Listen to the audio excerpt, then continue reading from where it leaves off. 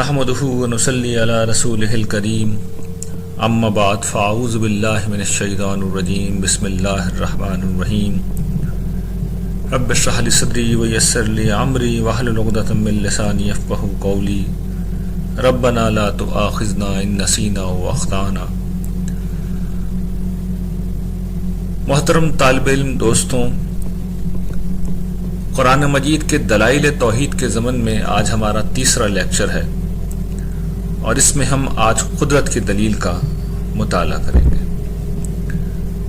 ربوبیت کے ساتھ قرآن مجید میں قدرت کی یہ دلیل ہے جسے اللہ تعالیٰ نے سب سے زیادہ دہرایا، سب سے زیادہ استعمال کیا ہے۔ آپ کو یاد ہوگا کہ ہم نے ربوبیت کی دلیل میں یہ بات پڑھی تھی کہ اس دنیا میں جس کو جو ملا وہ اللہ تعالیٰ کی عطا سے ملا۔ زندگی اور بقائے زندگی کے جتنے بھی اسباب ہیں وہ اللہ رب العالمین کے عطا کرنا ہے، اور جب سب کچھ اسی کا دیا ہوا ہے، ہر شے اسی کی عطا ہے، تو پھر بندگی بھی اسی کی ہونی چاہیے، عبادت بھی اسی کی ہونی چاہیے، شکر بھی اسی کا ہونا چاہیے، اور پرستش بھی صرف اسی ایک اللہ پروردگار عالم کی ہونی چاہیے۔ یہ ایک اخلاقی تقاضا ہے، یعنی انسان جس سے پاتا ہے اس کا شکریہ ادا کرتا ہے، اسی کا احسان مند ہوتا ہے۔ تو جب انسان اس اخلاقی اصول کو مانتے ہیں، اور اگر انسانوں کو یہ معلوم ہو جائے کہ ان کے پاس جو کچھ بھی ہے وہ ایک اللہ پروردگار عالم کا ہے، اسی کی عطا ہے، اسی کی بخشش ہے، اسی کی مہربانی ہے، اسی کا کرم ہے، تو پھر یہ لازمی ہوتا ہے کہ اسی کی عبادت کی جائے۔ یہ لازمی اخلاقی تقاضا ہے۔ قدرت کی دلیل اب یہ اس سے ایک آگے بڑھ کے چیز ہے جسے اللہ تعالیٰ نے قرآن مجید میں جگہ جگہ دہرایا ہے۔ انشاءاللہ تفصیل سے آج ہم ان دلائل کا مطالعہ کریں گے، ان مقامات کا مطالعہ کریں گے۔ ظاہر ہے کہ قرآن مجید میں ان گنت مقامات پر اللہ تعالیٰ نے اس چیز کو بیان کیا ہے، تو ہم ان میں سے کچھ مقامات کا مطالعہ کریں گے۔ لیکن قدرت کی دلیل کا مطلب کیا ہے اس کو سمجھ لیجئے۔ اس دلیل کا مطلب یہ ہے کہ اس دنیا میں سارا اختیار، سارا اقتدار، ساری بادشاہی، سب کچھ اللہ تعالیٰ کے ہاتھ میں ہے۔ وہ جو چاہتے ہیں کر دیتے ہیں، جس کو چاہتے ہیں عزت دیتے ہیں، جس کو چاہتے ہیں ذلت دیتے ہیں، جس کو چاہتے ہیں بادشاہی دیتے ہیں، جس سے چاہتے ہیں بادشاہی لے لیتے ہیں، جس کو چاہتے ہیں موت دیتے ہیں، جس کو چاہتے ہیں زندگی دیتے ہیں، جس کو چاہتے ہیں رزق دیتے ہیں، جس سے چاہتے ہیں رزق چھین لیتے ہیں۔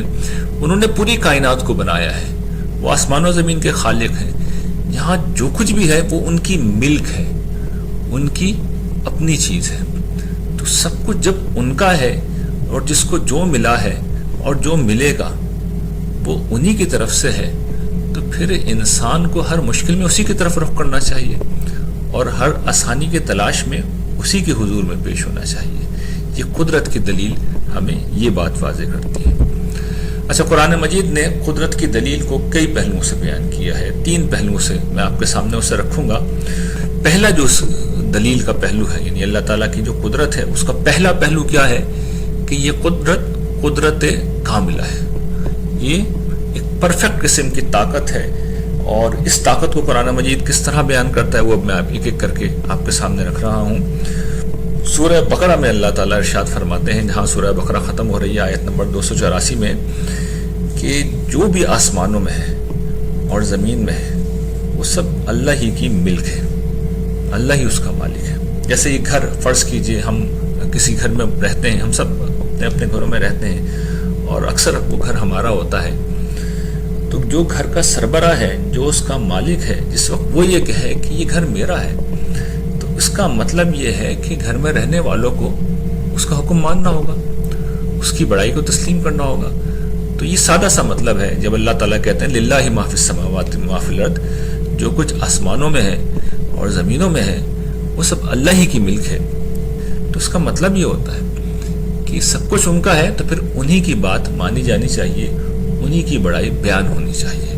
اور وہ اس درجے کی قدرت ہے اللہ تعالیٰ کی، اس درجے کی ان کی ملک ہے کہ وہ کہتے ہیں کہ تمہارے جی میں جو کچھ ہے تم اسے ظاہر کرو یا چھپاؤ، اللہ تعالیٰ تم سے حساب لے لیں گے۔ یعنی وہ دلوں کا حال بھی جانتے ہیں، اس درجے میں ان کی قدرت ہے۔ اور اس کے بعد وہ چاہیں تو جسے چاہیں بخش دیں، اور جسے چاہیں وہ عذاب دیں۔ واللہ علی کل شیء قدیر، اللہ تعالیٰ ہر چیز پر قدرت رکھتے ہیں۔ یعنی اس کے پاس مکمل اتھارٹی ہے، جس کو چاہے معاف کر دے، جس کو چاہے وہ عذاب دے، جس کو چاہے وہ سب کچھ دے، جس کو چاہے وہ کچھ نہ دے. اس کے سامنے کسی کی مجال نہیں کہ کوئی ایک حرف زبان سے نکال سکے. تو یہ قرآن مجید اللہ تعالیٰ کی قدرت کو سامنے لاتا ہے. ایک اور آیت ہے سورہ آل عمران کی، اور یہ تو بڑی مشہور آیت ہے. اللہ تعالیٰ اس میں کہتے ہیں کہ اے نبی کہیے، یہ حضور سے دعا کرا رہے ہیں اللہ تعالیٰ کے، اور دعا میں اب دیکھیے کیا خوبصورت بات فرماتے ہیں. قل اللہم مالک الملک تؤتی الملک من تشاء، اے اللہ ملک کے مالک، بادشاہی کے مالک، تو جسے چاہے یہ بادشاہی عطا کرے. وتنزع الملک ممن تشاء، اور جس سے چاہے تو یہ بادشاہی لے لے. وتعز من تشاء، جسے چاہے تو عزت دے. وتذل من تشاء، جسے چاہے تو ذلیل کرے. بیدک الخیر، تیرے ہاتھ میں تو خیر ہی ہے، تیرا ہر فیصلہ خیر پہ مبنی ہوتا ہے. انک علی کل شیء قدیر. لیکن یہ بات حقیقت ہے کہ تو ہر چیز کی قدرت رکھتا ہے، جو چاہے کر دے. عزت، ذلت، بادشاہی لینا دینا سب تیرے ہاتھ میں ہے. اور اس درجے میں کہ تولج اللیل فی النہار وتولج النہار فی اللیل وتخرج الحی من المیت وتخرج المیت من الحی وترزق من تشاء بغیر حساب. یعنی یہ تیری قدرت کا عالم ہے کہ تو رات کو دن میں داخل کرتا ہے، دن کو رات میں داخل کرتا ہے، اور تو مردے میں سے زندہ کو نکالتا ہے. اور اس کے برعکس بھی معاملہ کرتا ہے کہ مردہ کو زندہ میں سے نکال لیتا ہے، اور جسے چاہتا ہے تو رزق بے حساب دیتا ہے. تو اللہ تعالیٰ کے ہاتھ میں سب کچھ ہے. عزت، ذلت، بادشاہی، لینا دینا، دن کا آنا، رات کا آنا، زندگی، موت، رزق، ہر چیز اس کے ہاتھ میں، ہر چیز اس کے ہاتھ میں. ایک اور آیت اللہ تعالیٰ ارشاد فرماتے ہیں سورہ آراف میں. اللہ تعالیٰ کہتے ہیں کہ دیکھو تمہارا پروردگار وہ ہے جس نے آسمانوں کو پیدا کیا اور زمین کو 6 دنوں میں. 6 دنوں میں اس نے آسمانوں کو بھی پیدا کیا اور زمین کو، اور پھر ثم استوى علی العرش. اب یہ بڑی اہم بات ہے، یعنی یہ جو ایک تصور ہے اللہ تعالیٰ کے متعلق کہ وہ تو فرسٹ کاز ہے، وہ مبدأ اول ہے. پہلی دفعہ انہوں نے پیدا کیا، اس کے بعد وہ کونے میں ہو کے بیٹھ گئے. اب کوئی دوسرے شریک ہیں، کچھ دوسرے لوگ ہیں، زندگی وہ لے رہے ہیں، وہ دے رہے ہیں، رزق ان کے ہاں سے مل رہا ہے، اولاد ان کے ہاں سے مل رہی ہے. تو نہیں، اللہ تعالیٰ کہہ رہے ہیں نہیں، عرش پر بھی وہی جلوہ فرمائے. یہ عرش اصل میں ایک تعبیر ہے، یعنی جس طریقے سے بادشاہت پرانے زمانے میں ہوتی تھی تو بادشاہ عرش پر یعنی تخت شاہی پر بیٹھ کے حکومت کرتا تھا، فرامین جاری کرتا تھا. تو قرآن مجید نے اس تعبیر کو اٹھا لیا اور سمجھانے کے لیے پھر یہ سامنے رکھا کہ حکومت بھی اسی کی چل رہی ہے، حکم بھی اس کا چل رہا ہے، فیصلے بھی اسی کے نافذ ہو رہے ہیں. اور اس درجے میں نافذ ہو رہے ہیں کہ وہ رات کو دن پہ اڑا رہا ہے. وہی جو بات پیچھے ہم نے پڑھی تھی کہ دن رات کا پورا نظام بھی اس کے کنٹرول میں. یہاں اس میں یہ چیز مزید بیان کی، اور بھی جگہوں پہ بیان ہوئی ہے کہ والشمس والقمر والنجوم، کہ شمس ہو، سورج ہو، چاند ہو، ستارے ہوں، یہ بھی سب اللہ تعالیٰ نے پیدا کیے ہیں. اور یہ پیدا کرنے کے بعد مسخراتم بامری، یہ اس کے حکم کی فرما برداری میں لگے ہوئے ہیں، اس کے لیے مسخر ہے. اور پھر سن لو، سمجھ لو، الا لہ الخلق والامر، پیدا بھی اس نے کیا ہے، تخلیق بھی اسی کی ہے، فیصلے بھی اسی کی ہے. جو کچھ ہو رہا ہے اس کی مرضی سے ہو رہا ہے. پیدا کر کے وہ کہیں چلا نہیں گیا ہے، کائنات بنا کے کہیں نہیں چلا گیا، کائنات بھی اسی نے بنائی ہے، فیصلے بھی وہی کر رہا ہے. تبارک اللہ رب العالمین. تو یہ پروردگار کی ہستی قرآن مجید. اس کے بعد پھر ظاہر اس کے تقاضے ہیں، ادعوا ربکم تضرعا وخفیا. لیکن جو بات اصل میں کہی گئی ہے کہ اس کو کیوں پکارو گڑ گڑا کے، چپکے چپکے، اس لیے کہ سب کچھ اس کے ہاتھ میں، اس کے ہاتھ میں سب کچھ ہے، تو پھر اسی کو پکارنا چاہیے نا. تو یہ توحید کی دلیل ہے جو قرآن مجید بیان کر رہا ہے کہ ساری قدرت اسی کی ہے، ساری طاقت اسی کی ہے، سب کچھ اسی کے ہاتھ میں. پھر قرآن مجید یہ ایک اور مقام ہے سورہ مومنون کا. اللہ تعالیٰ یہاں کچھ سوالات لوگوں کے سامنے رکھ رہے ہیں، اور مشرکین سے پوچھتے ہیں کہ یہ ذرا بتاؤ کہ یہ جو زمین ہے اور جو اس کے باسیاں رہنے والے ہیں، یہ کس کی ملکیت ہے؟ یہ ان کا مالک کون ہے؟ کس کے لیے ہے؟ اللہ تعالیٰ پوچھتے ہیں ان کنتم تعلمون، اگر تمہیں علم ہے تو بتاؤ. تو جواب بھی اللہ تعالیٰ پھر خود دیتے ہیں. اور یہ ایسے مواقع پہ دیا جاتا ہے جب اتنا واضح جواب ہے کہ سامنے والے کے پاس کوئی دوسرا جواب ہی نہیں ہے. یعنی یہ جو جتنے بھی مقدمات قرآن مجید پیش کر رہا ہے، ان مقدمات کی اساس کس چیز کے اوپر ہے؟ وہ اس حقیقت کے اوپر رکھی گئی ہے کہ اگر خدا کے سوا کوئی ہے تو لاؤ اسے. اور یہ ہر شخص کو معلوم ہے کہ کوئی نہیں ہے، کوئی نہیں ہے. یعنی جو بھی زمین میں ہے، آسمانوں میں ہے، وہ سب خدا کی ملک ہے. بھئی آپ کہیں گے نا کسی اور کی ملک ہے تو لانا پڑے گا، وہ لائیں گے کہاں سے؟ وہ تو تصورات ہیں۔ قرآن مجید کی آیت میں نے پچھلی دفعہ بھی بیان کی تھی نا کہ یہ کچھ نام ہے، اسم ہے جو گھڑ لیے گئے ہیں، ان کے پیچھے کوئی مسمى موجود نہیں ہے۔ تو خود قرآن مجید جواب بھی دیتا ہے کہ یہ کہیں گے اللہ، تو پھر اللہ تعالیٰ یہ فرماتے ہیں فلا تذکرون، تم یاد دہانی کیوں نہیں حاصل کرتے؟ اور پھر سوال کرتے ہیں کہ کون رب ہے 7 آسمانوں کا اور عرش عظیم کا مالک کون ہے اس کا رب؟ تو اللہ تعالیٰ کہتے ہیں کہ اب یہ کہیں گے سیقولون للہ قل افلا تتقون، تم اس پروردگار سے ڈرتے نہیں ہو جس کے متعلق تم خود مانتے ہو۔ یعنی یہ مشرکین کا بھی معاملہ تھا کہ خدا کا دیکھیں انکار کوئی نہیں کر سکتا ہے، انکار ممکن نہیں ہے، وہ بھی مانتے تھے۔ آج بھی جو لوگ غیر اللہ کو پکارتے ہیں ہمارے اپنے معاشرے میں، ان سے بھی آپ یہ سوالات کر لیجیے تو ٹھیک یہی جوابات آپ کو ملیں گے، ٹھیک یہی جوابات آپ کو ملیں گے کہ نہیں اللہ ہی ہے، اللہ ہی ہے، اللہ ہی ہے۔ اس کے بعد ایک لیکن آتا ہے، اور لیکن سے پھر وہ اپنی کہانی شروع کرتا ہے، لیکن اللہ تعالیٰ نے اسے قبول نہیں کرنا۔ انہوں نے فیصلہ سنا دیا ہے کہ بادشاہ وہی ہے، مالک وہی ہے، اسی نے پیدا کیا ہے، تو اسی کا حکم چل رہا ہے، اسی کی عبادت ہونی چاہیے۔ یہ پھر اللہ تعالیٰ تیسرا سوال کرتے ہیں ان سے پوچھو کہ کون ہے جس کے ہاتھ میں ہر چیز کی بادشاہی، جس کے ہاتھ میں ہر چیز کا اختیار ہے، اور وہ پناہ دیتا ہے، وہ بچا لیتا ہے، اس سے کوئی نہیں بچا سکتا، اس سے کوئی پناہ نہیں دے سکتا۔ تو اس کے جواب میں بھی ظاہر بات ہے کہ وہ ایک ہی جواب ہے، اللہ کے سوا کوئی نہیں۔ تو قرآن مجید اس طریقے سے بھی اس حقیقت کو لوگوں کے سامنے رکھتا ہے۔ اچھا، دلیل قدرت کا ایک دوسرا پہلو بھی ہے۔ قرآن مجید نے ایک تو اللہ تعالیٰ کی قدرت کاملہ کو پیش کیا، اور پھر دوسرا اس پہلو سے بھی کہ اللہ تعالیٰ ہر عجز سے، ہر ضعف سے، ہر کمزوری سے، ہر عیب سے پاک ہے۔ تو اس کی بھی قرآن مجید میں بہت سی مثالیں، چند گنتی کی مثالیں میں آپ کے سامنے رکھ دیتا ہوں۔ آیت الکرسی اللہ تعالیٰ کی قدرت کا بیان، اس کی ربوبیت کا بھی ہم نے پڑھا تھا، یہ بیان ہے الحی القیوم، لیکن یہ الحی القیوم اس کی قدرت کا بھی بیان ہے۔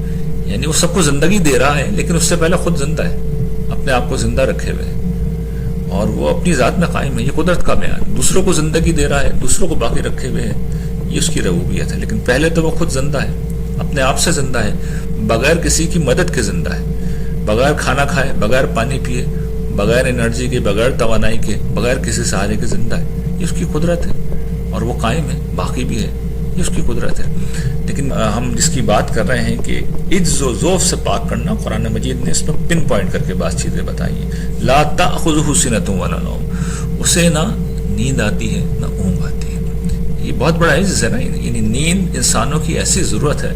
ہمارے یہاں محاورہ مشہور ہے کہ سولی پہ بھی انسانوں کو نیند آ جاتی ہے، اور ظاہر بات ہے نیند ایسی چیز ہے کہ ایک دفعہ جب یہ آ رہی ہو تو پھر انسان کچھ بھی کر لے، انسان جو ہے اپنے آپ کو سونے سے نہیں روک سکتا، ورنہ نیند نہ آئے تو اونگ آئی جاتی ہے، آنکھ جھپکی جاتی ہے۔ تو اللہ تعالیٰ ان دونوں چیزوں سے پاک ہے، اور یہ بڑے عجز کی بات ہوتی ہے، یہ کمزوری کی بات ہوتی ہے۔ اس لیے کہ آپ کو نیند آئی، آپ کو اونگ آئی، آپ غافل ہو گئے، تو کوئی بھی شخص آئے، آپ کا دشمن ہے، آپ کا کام تمام کر سکتا ہے۔ کوئی کیڑا آئے، کوئی سانپ آئے، کوئی بچھو آئے، کوئی بھی موذی جانور آئے، کوئی بھی ایذا دینے والا جانور آئے، کوئی بھی دشمن آئے، وہ ہلاک کر سکتا ہے۔ انسان نیند میں اس طرح غافل ہو جاتا ہے، لیکن اللہ تعالیٰ اس سے بلند ہے، اس سے پاک ہے۔ اور پھر اسی قدرت کے دیگر مظاہر بیان کرنے کے بعد جو آخری بات کہی گئی ہے وَلَا يَؤُودُهُ حِفْظُهُمَا وَهُوَ الْعَلِيُّ الْعَظِيمُ، کہ یہ جو اس کی جو کرسی ہے، اس کا جو اقتدار ہے، وسیع کرسی السماوات والارض، آسمان و زمین کے اوپر چھایا ہوا ہے، اس کا اقتدار آسمان و زمین پہ چھایا ہوا ہے، یعنی ہر جگہ اسی کا حکم چل رہا ہے، کسی اور کا حکم نہیں چل رہا۔ یہ دلیل کا وہ پہلا پہلو جو بیان ہوا ہے، اور ساتھ میں یہ دوسرا پہلو بیان کیا گیا ہے کہ ان کی حفاظت نگہبانی اس کو بالکل نہیں تھکاتی، وہ بالکل نہیں تھکتا۔ یعنی ہم انسان تو کوئی سا بھی ایک چھوٹا سا پروجیکٹ لے لیں، ہم گھر میں ہماری خواتین اگر کھانا بنائیں وہ اس سے تھک جاتی ہیں، ہم اگر اپنا کوئی دفتر کا کام کر لیں اس سے تھک جاتے ہیں۔ اللہ تعالیٰ اس وسیع و عریض کائنات، بلکہ 7 یہ جو اللہ تعالیٰ کہتے ہیں سماوات ہیں، 7 کائناتیں ہیں، ان کی نگہبانی سے نہیں تھکتے، مسلسل نگرانی کرتے رہتے ہیں، اور اس لیے یہ سب کچھ کرتے ہیں کہ وہ بہت بلند ہے، بہت عظیم ہے، یہ ان کی قدرت ہے۔ پھر قرآن مجید میں ایک تعبیر جگہ جگہ استعمال ہوئی ہے، اللہ کی تسبیح، سبح للہ ما فی السماوات والارض، یہ سورہ حدید ہے، اور قرآن مجید نے ان ساری صورتوں میں یہ جو قرآن مجید کے آخری حصہ ہے اس میں جگہ جگہ یہ تعبیر استعمال ہوئی ہے. ساری صورت اسی سے شروع ہو رہی ہیں. سبح للہ یا یسبح للہ ما فی السماوات والارض. اس کے علاوہ بھی قرآن مجید میں بکثرت اس چیز کا حکم دیا گیا ہے، اور اس کا مطلب یہی ہے کہ اللہ تعالیٰ ہر عجز سے پاک ہے، ہر ضعف سے پاک ہے، ہر کمزوری سے پاک ہے، ہر عیب سے پاک ہے. ان کے اندر آپ تصور کر لیں، آپ جس عجز کا، جس کمزوری کا، جس ضعف کا تصور کر لیں، اللہ تعالیٰ اس سے پاک ہے. وہ اول بھی ہیں، وہ آخر بھی ہیں. یہ مطلب یہ ہے کہ ان سے پہلے کوئی نہیں تھا، ان کا کوئی باپ نہیں تھا جس کے وہ بیٹے ہیں، اور ان کو کبھی موت نہیں آئے گی. وہ آخر ہے، اس کا مطلب یہ ہے کہ ان کو کبھی موت نہیں آئے گی. وہ کبھی عدم نہیں ہوئے اور وہ کبھی فنا بھی نہیں ہوں گے. وہ ظاہر بالباطن وہ ہر جگہ موجود ہوتے ہیں. یعنی ہم انسان ہیں نا، ایک وقت میں ایک ہی جگہ ہو سکتے ہیں، ہم دوسری جگہ کی خبر نہیں رکھ سکتے. اللہ تعالیٰ بیک وقت سب جگہ موجود ہے، اور لیکن اس طرح ہیں کہ کسی کو نظر نہیں آتے، وہ باطن ہے لیکن سب جگہ ہیں، سب جگہ موجود ہیں. تو یہ اللہ تعالیٰ اس طرح کی ہر عجز سے پاک ہے جو انسانوں کو لاحق ہے. یعنی انسان کہیں سے ان کا آغاز ہوتا ہے، کہیں پہ اختتام ہوتا ہے، کہیں وہ ہوتا ہے، کہیں نہیں ہوتا. اللہ تعالیٰ عالم الغیب والشہادہ ہے، وہ ہر جگہ موجود ہے، اس لیے وہ ہر چیز کو جانتے ہیں. اور پھر باقی وہی ان کی قدرت کے پہلو ہیں، لیکن ان سے میں صرف نظر کر رہا ہوں وقت بچانے کے لیے. پھر سورہ بنی اسرائیل میں اللہ تعالیٰ نے بڑی ایک خوبصورت بات کہی ہے، اور وہاں وہ یہ کہتے ہیں کہ وقل الحمدللہ، اے نبی ان سے کہیے اللہ ہی کی تعریف ہے، اسی کا شکر ہے. وقل الحمدللہ الذی لم یتخذ ولدا ولم یکن لہ شریک فی الملک ولم یکن لہ ولی من الذل وکبرہ تکبیرا. فرماتے ہیں کہ نبی کہیے کہ کل تعریف اس رب العالمین کے لیے جس نے کسی کو بیٹا نہیں بنایا، جس نے کوئی بیٹا نہیں بنایا، اور نہ بادشاہی میں کوئی اس کا شریک ہے، اور نہ ہی ذلت میں کوئی اس کا مددگار ہے. مطلب یہ کہ نہ اسے کبھی ذلت، کمزوری، عاجزی پیش آتی ہے کہ اسے کسی مددگار کی ضرورت ہو. یعنی یہ مراد ہے کہ زبان کا اسلوب ہوتا ہے کہ آپ کسی ایسی چیز کی نفی کرتے ہیں جو ہوتی نہیں ہے، اور پھر اس کے بعد اس کے لازم کی نفی خود بخود ہو جاتی ہے. تو اللہ تعالیٰ کو کہتے ہیں کہ نہ اسے کبھی مشکل پیش آتی ہے، نہ عجز پیش آتا ہے، نہ کبھی اسے شکست ہوتی ہے، نہ کبھی وہ ہارتا ہے، نہ کبھی اسے ذلت پیش ہوتی ہے، نہ کبھی کمزوری ہوتی ہے کہ اسے کسی سہارے کی ضرورت ہو. تو نہ اسے یہ صورتحال پیش آتی ہے، نہ اسے کسی کی مدد کی ضرورت ہوتی ہے. کبرہ تکبیرا، اس کی تو بس کبریائی ہی بیان ہوتی ہے ہر جگہ، اور ہمیں بھی اس کی کبریائی ہی بیان کرنی ہے. سورہ اخلاص میں بھی اللہ تعالیٰ نے یہی بات بیان کی ہے کہ اللہ یکتا ہے، وہ اپنی ذات میں بالکل یونیک ہے. تم کوئی چیز جو ذہن میں لا سکتے ہو لاؤ، اس جیسا کوئی نہیں. وہ ایسا اعلیٰ ہے، وہ ایسا پرفیکٹ ہے کہ اس جیسا پرفیکٹ کوئی نہیں ہو سکتا. اس لیے وہ سب کا سہارا ہے، اور نہ وہ کسی کا بیٹا ہے، نہ باپ ہے، کوئی اس کا ہمسر بھی نہیں ہے. وہ بڑی ہی یونیک شخصیت ہے، بڑی غیر معمولی ہستی ہے. اور یہ قرآن مجید نے اللہ تعالیٰ کی قدرت کے اس پہلو کو بیان کیا ہے جہاں وہ ہر عجز اور ضعف سے پاک ہے. تیسرا پہلو جو اللہ تعالیٰ کی دلیل قدرت کا ہے وہ یہ کہ جن کی تم پرستش کرتے ہو، جن کی تم عبادت کرتے ہو، ذرا ان کو بھی ملاحظہ کر لو گا. دیکھو ان کا معاملہ کیا ہے. اس میں کچھ لوگ تھے وہ جو خدا کے نام پہ حکومت کرتے تھے، گاڈ کنگز. یعنی وہ یہ کہتے تھے کہ ہم خدا کا اوتار ہے، جسمانی ظہور ہے. جیسے فرعون تھا، وہ را دیوتا کا ظہور اپنے آپ کو کہتا تھا. اس طریقے سے نمرود، تو یہ نمرود کا ایک واقعہ قرآن مجید نے بیان کیا ہے کہ حضرت ابراہیم علیہ السلام اس کے دربار میں گئے، اور جو وہاں پہ گفتگو ہوئی تو وہ چونکہ کج بحث کرنے والا آدمی تھا، تو اللہ تعالیٰ کی دی ہوئی حکمت سے حضرت ابراہیم نے اسے کیسے چاروں خانے چت کیا. تو دیکھیے وہاں پہ کیا واقعہ پیش آیا کہ جب حضرت ابراہیم نے اس سے کہا کہ میرا رب تو وہ ہے جو زندہ بھی کرتا ہے، مارتا بھی ہے، موت و زندگی اس کے ہاتھ میں. تو اس بیوقوف نے اس بات کو اس کے اصلی مفہوم میں لینے کے بجائے اس نے کہا یہ کون سی بڑی بات ہے. اس نے 2 قیدیوں کو بلایا جنہیں سزائے موت ہو گئی تھی، ایک کو قتل کا حکم دے دیا، ایک کو آزاد کر دیا. کہا دیکھو انا احیی و امیت، میں بھی زندہ کر دیتا ہوں، میں بھی مار دیتا ہوں. گرچہ وہ یہ بات نہیں کہہ رہے تھے. حضرت ابراہیم علیہ السلام نے زندگی اس معنوں میں کہی تھی جہاں زندگی کائناتی سطح پہ سب جگہ ہے، لوگ پیدا ہوتے ہیں، لوگ مرتے ہیں، لیکن اس نے اپنی طرف سے اس کا ایک جواب دے دیا. تو حضرت ابراہیم نے بجائے اس کے کہ بحث کرتے، وہ ایک بالکل دوسری جگہ سے لے کے آئے. تو انہوں نے یہ کہا کہ اچھا یہ بات ہے تو میرا رب تو وہ ہے جو سورج کو مشرق سے نکالتا ہے. تو ایسا کر اگر خدا ہے نا بہت تجھے خدائی کا دعویٰ ہے تو آج سورج کو مغرب سے نکال لے، کرو۔ یعنی میں اس کو یہ کہتا ہوں، میں ہمیشہ قرآن مجید کے بارے میں ایک جملہ کہتا ہوں کہ قرآن مجید کا جس شخص کو ذوق پیدا ہو جائے وہ یہ سمجھ لیتا ہے کہ قرآن مجید، اور میری یہ دعا ہے اللہ تعالیٰ آپ لوگوں کو بھی یہ ذوق عطا کرے کہ قرآن مجید کو جو شخص سمجھ لیتا ہے نا، اسے یہ اندازہ ہو جاتا ہے کہ یہ خدائی لہجہ ہے۔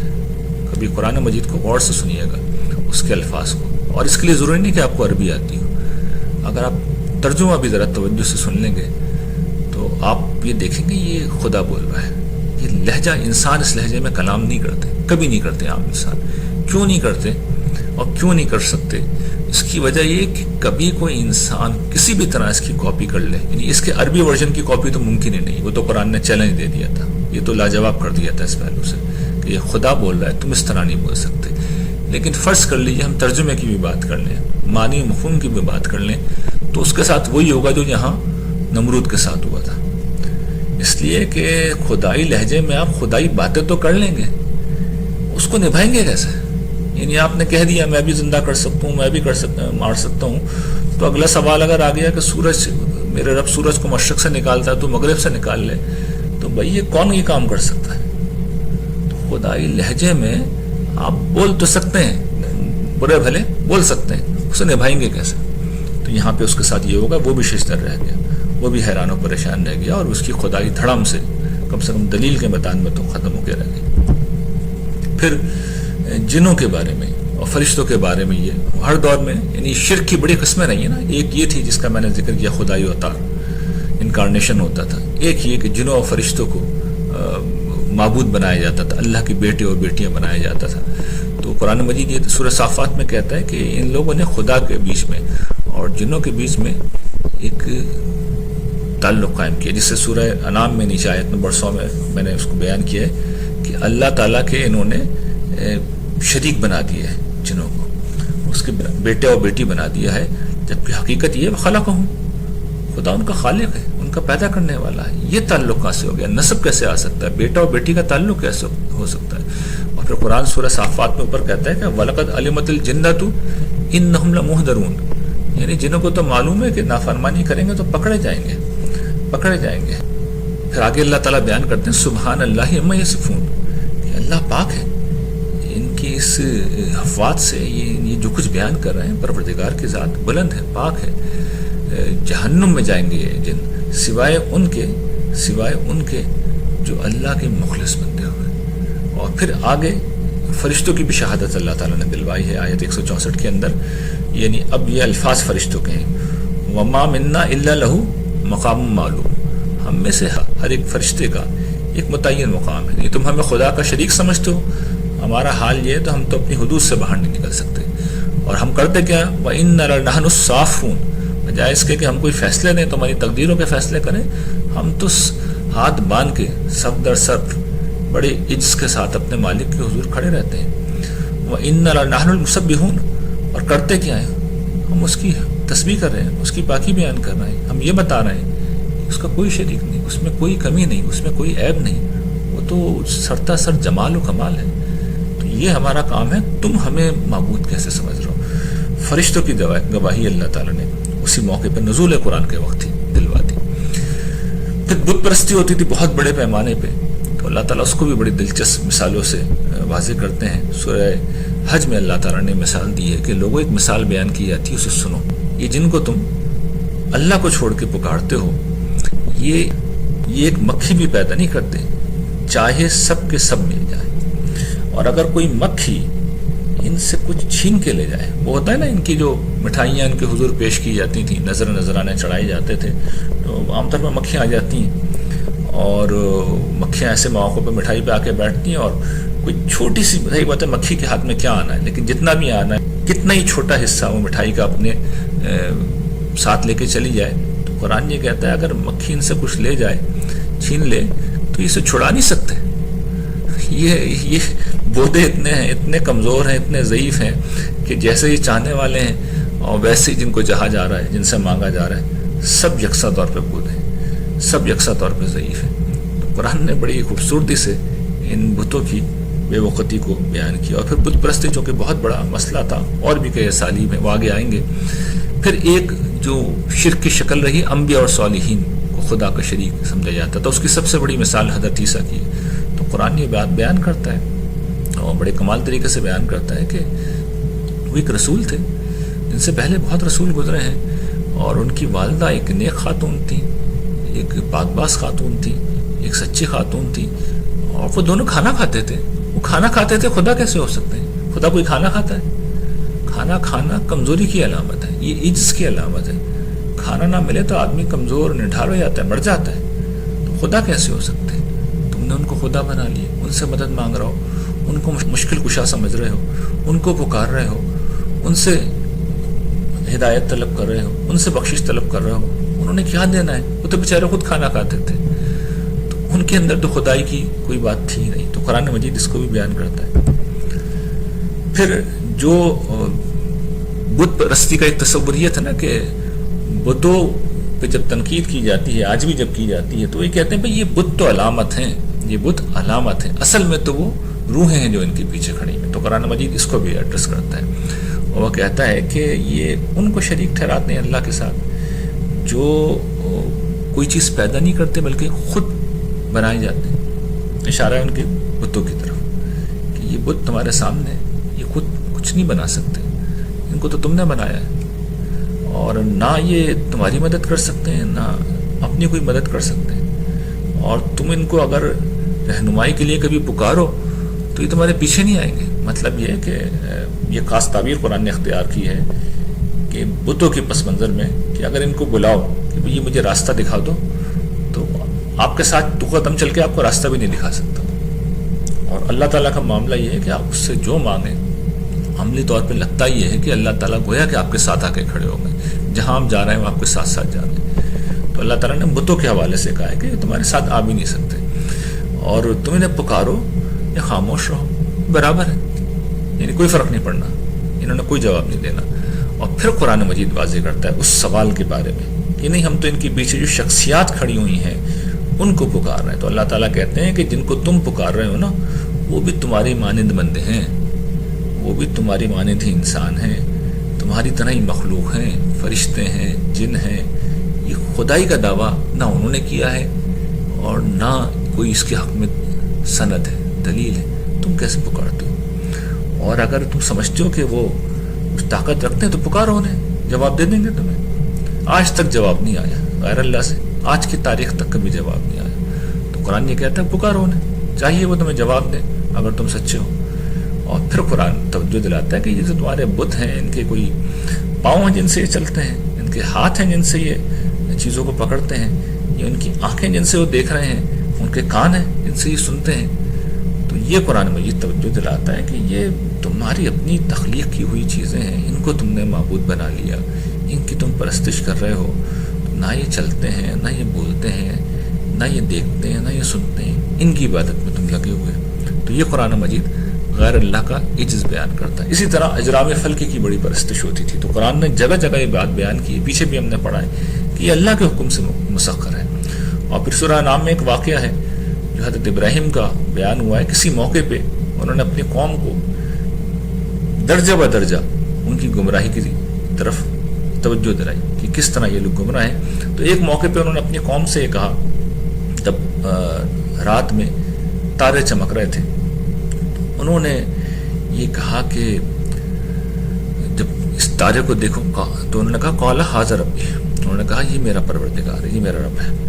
اور پھر گویا کہ خود کلامی کے انداز میں کہا. لوگوں نے سنا ہوگا، انہوں نے کہا ہوگا یہ بھئی بہت گمراہ نوجوان تھا، لیکن اب لگتا ہے یہ کچھ راہ راست پہ آ رہا ہے.